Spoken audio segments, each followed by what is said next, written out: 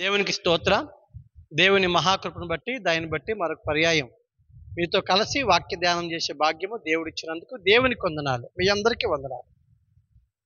ఉదయకాల సమయంలో అబ్రహాము గురించి ఒక విషయాన్ని మీకు జ్ఞాపకం చేయడానికి నేను సిద్ధపడ్డాను. అబ్రహాము చాలా సమర్పణ కలిగిన వాడు.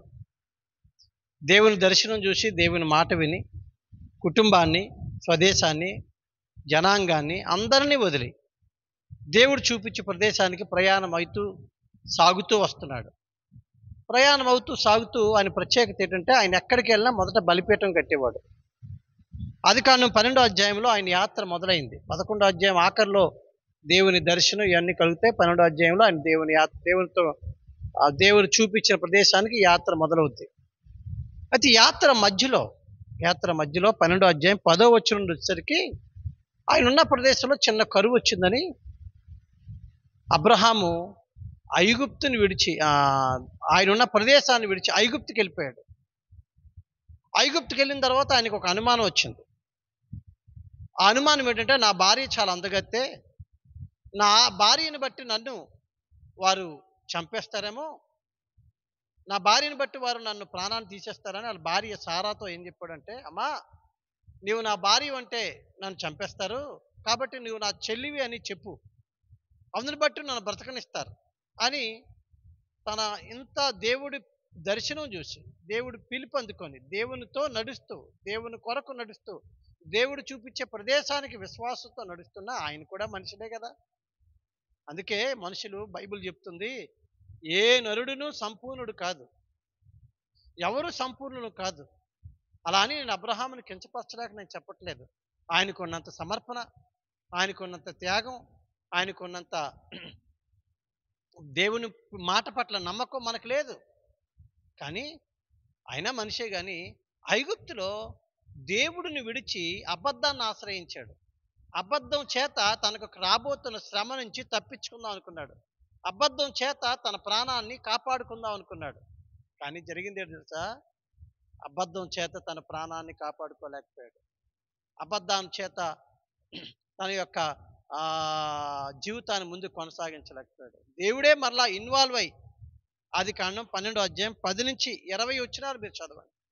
దేవుడే కలుగు చేసుకుని ఐగుప్తు రాజుతో మాట్లాడి, అబ్రహాము భార్య ఆమె అబ్రహాము చెల్లి కాదు అని ఆయన్ని గద్దించి ఆయనకు బుద్ధి చెప్తే, అప్పుడు మళ్ళా ఆయన కబురు పెట్టి, ఏమయ్యా నాతో నువ్వు అబద్ధం చెప్తున్నావని తిరిగి తన భార్య అయిన సారాన్ని ఇంటికి తనకు అప్పగించడం మనం చూస్తాం.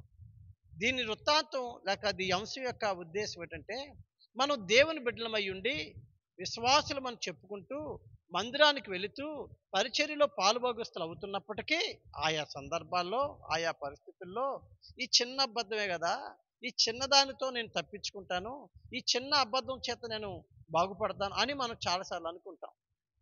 కానీ దేవుని బిడ్డ, నిన్ను కాపాడాల్సింది మన దేవుడే. మన దేవుడు కాపాడాలి. మన దేవుడు శ్రమ నుంచి తప్పించాలి. ఆయనే తప్పించాలి. మన అబద్ధాలు మనం కాపాడబడలేం.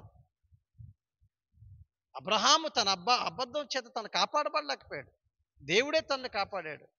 కాబట్టి దేవుని బిడ్డలారా, మనం బైబిల్లో మాట ఉంది, యెహోవాను విడిచి వేరొకని ఆశ్రయించు వారికి అనుసరించు వారికి శ్రమ అని. అబ్రహాం అప్పటిదాకా దేవుడిని అనుసరించాడు, ఆశ్రయించాడు. కానీ తర్వాత అబద్ధాన్ని ఆశ్రయించడం ద్వారా శ్రమలోను, దుఃఖంలోను, బాధలోను, ప్రమాదంలో పడ్డాడు. నీ జీవితంలో నువ్వు ఎవరిని ఆశ్రయిస్తున్నావు? యెహోవాను ఆశ్రయించు వారికి ఏ మేలు కొదువై ఉండదని కీర్తన గ్రంథాల్లో మనం చదవట్లేదా? అసలు దేవుడు ఏమన్నాడు తెలుసా? మనం మన శ్రమ నుంచి తప్పించబడాలంటే, దేవుడు మన బాధ నుంచి మనం తప్పించబడాలంటే దేవుడే చెప్పాడు, అతడు నన్ను ప్రేమించుచున్నాడు గనుక నేను అతన్ని తప్పిస్తానని. దేవుడే మనల్ని తప్పించాలి మన అబద్ధం చేత. చూడండి, దేవుడు చూపించిన ప్రదేశం నుంచి ఐగుప్తుకి వెళ్ళిపోయాడు, ప్రమాదంలో పడ్డాడు.